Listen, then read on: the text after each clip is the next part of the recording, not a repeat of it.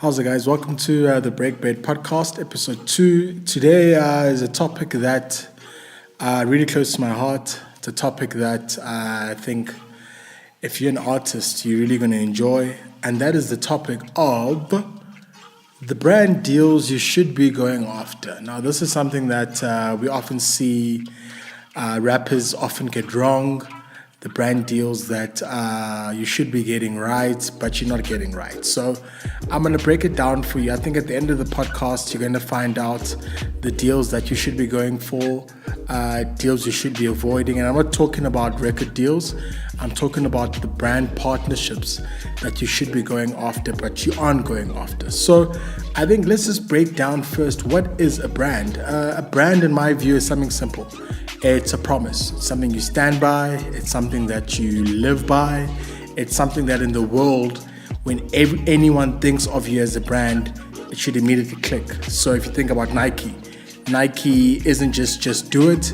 It's the fact that Nike believes that every human being should be a sportsman, or every human being should be an athlete. No matter what shape you are, no matter what size you are, no matter what skin color you are, they believe that everyone has the ability to be an athlete. Now you can think about their campaigns, everything always comes to that. I think what's nice about Nike as well is that how they've always stuck to their payoff line, thus reinforcing what they stand for. So everyone can be an athlete, just do it. It makes sense. So I think artists often, the first thing that they do wrong is they often go for deals that are very short term. So deals where you get the big paycheck, but nothing is sustainable. So you shouldn't be going after these deals because you're going to get the buzz, you're going to get the money, but you're not going to get anything in return. So avoid this deal where a brand comes and wants to use you for once off and pay you your money and then leave. You should be going for brand deals where you are actually part of the campaign, you are part of the strategy, you're part of the ideation phase. And a rapper, I think, that's done this in the past quite well is Coolie China with KFC.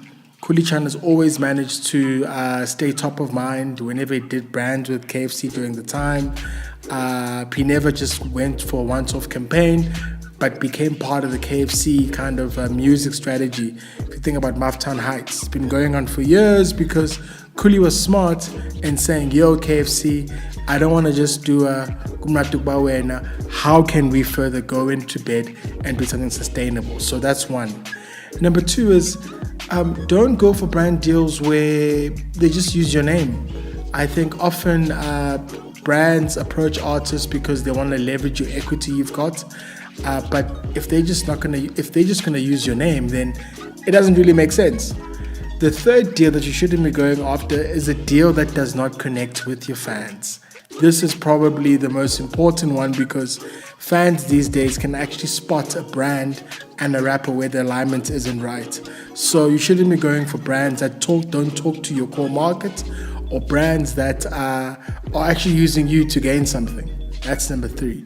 The fourth one, and probably the most important one, is a brand that doesn't really offer you the 360 approach. Now, what I mean about this is that often you get brands that just want to use you for a TV ad, but don't use you in billboards, don't use you in radio ads. That's wrong. You should be an artist that does a 360 deal with the brand, because there you get more coverage, you reach more people, you get exposed to more channels, and often you end up actually becoming the heart of the campaign. So if a brand ever comes to you and says, come, let's do a deal, we're just going to use you for a TV ad, you should say no, because they're not really giving you what you're worth and what your value is supposed to be. That's number 4. The fifth one, and the most important one as well, is that now they're all important, but I think what I'm trying to say, and what you're probably trying to take out here, is that I'm a rapper. I'm probably unknown. I'm a rapper that is always approaching brands. What am I getting wrong? And I want to keep the fifth one to the indie artists. Don't go for a brand that's too bigger than you. Very important. Go for a brand that is almost aligned with your trajectory, with the growth that you're going for, because nothing is much more cooler than seeing a brand aligned with an indie upcoming artist, and both brands are on the same kind of trajectory. I think this is very important because often the big brands always go for the most established artists, the well-known artists, but the smaller brands want artists that are also on the trajectory as well. So if you're an indie artist, you should be going for a brand that is on the same level as you.